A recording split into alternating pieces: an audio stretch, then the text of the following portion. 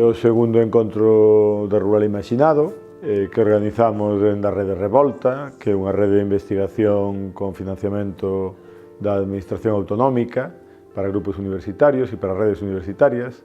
Somos 8 grupos moi diversos, pero que temos en común que nos interesa o mundo rural e transferir, digamos, socialmente todo o coñecemento que temos acumulado. E o que pretendemos é, e o que nos plantexamos, incluso desde o nome, é a necesidade dun agro productivo e de valorar pois, a recuperación ou un futuro sostible de produción agroecolóxico.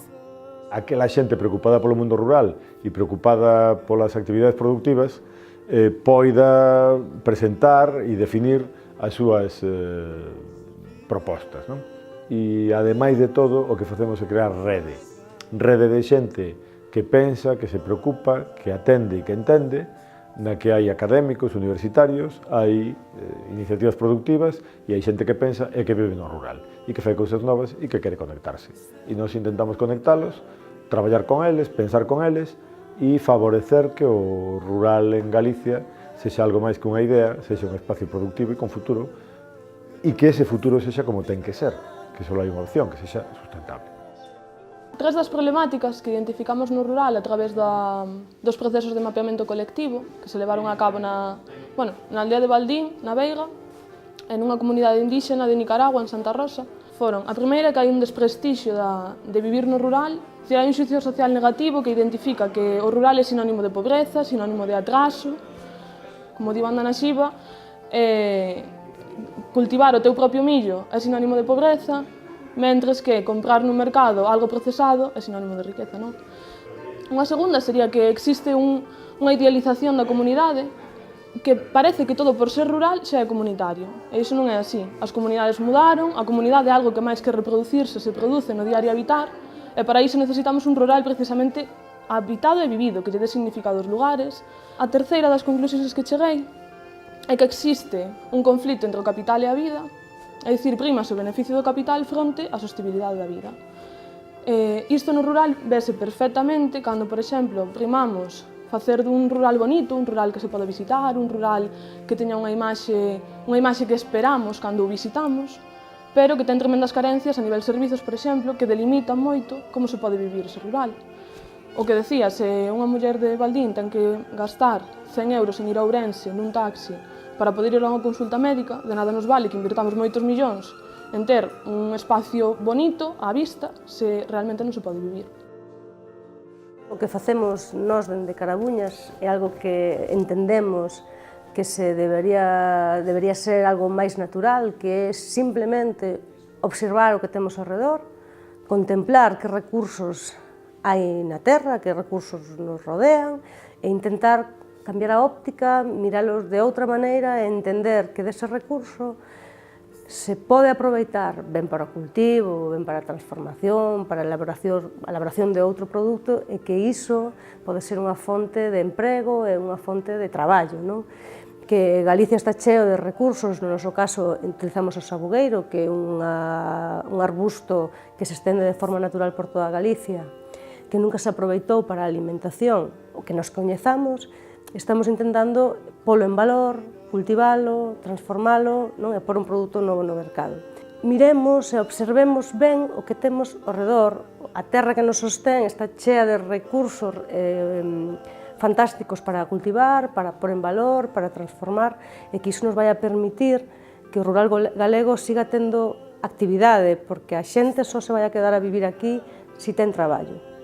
E para ter traballo, a maior fonte de traballo que ten que xerarse no medio rural é a través dos seus recursos. E daí é onde vai a xerarse a maioría do emprego. O demais xa virá sempre que haxe xente, non? Eu son Noemí Vázquez, teño aquí unha taberna en Vilar de Santos que se chama Arca da Noe.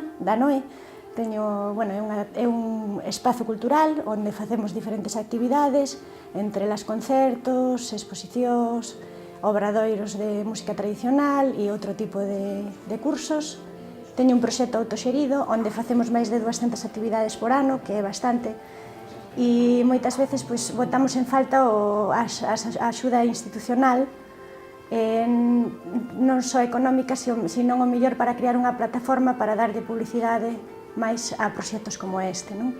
E considero que estes encontros son moi necesarios e que deberían ser de máis tempo ou que isto debería ter unha continuidade. Ece xente, crea rede, considero que é fundamental a creación de redes para estar conectadas e conectadas e axudándonos uns aos outros, é necesario a colaboración de unha xente coa outra.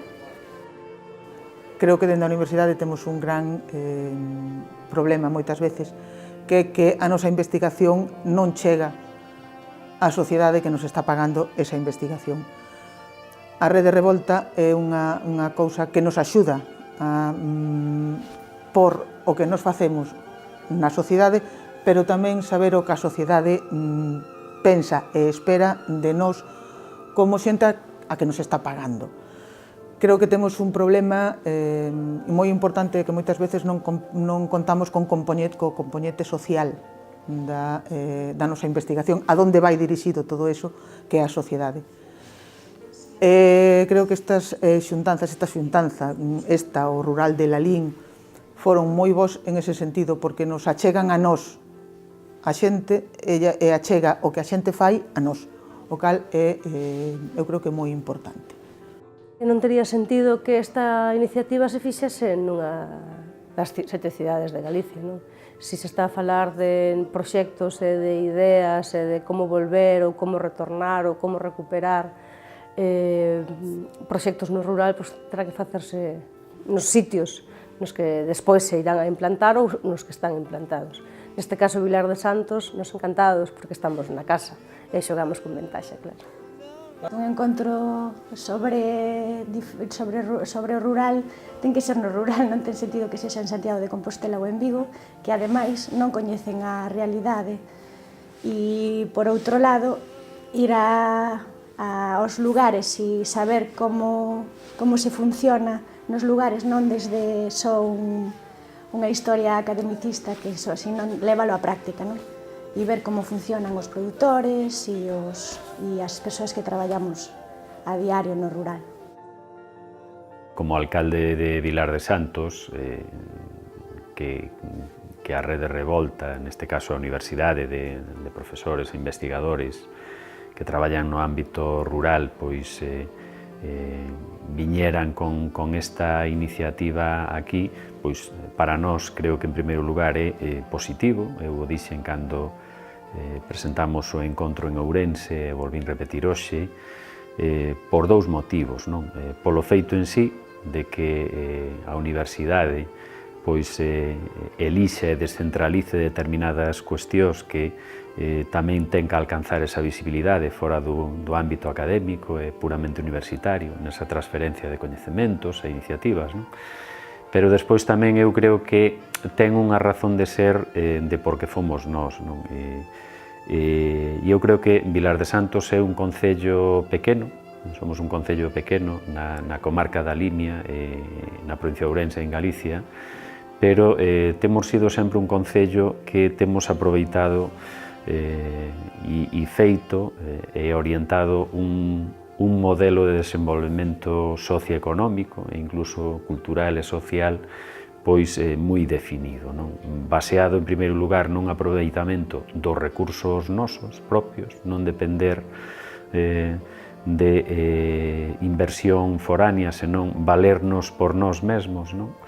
E a partir de aí xerar pois riqueza e unha dinamización económica, cultural e social que creo que sí temos conseguido e aí están os feitos, non? Eu creo que tamén é importante que este encontro se siga facendo e se faga e do mesmo se extraigan pois unhas conclusións que creo que no que están agora pois para trasladarlle esas conclusións á sociedade en xeral, á cidadanía, aos veciños, á veciñanza, de que vivir no rural, en primeiro lugar, eu creo que temos que dicir que é bo.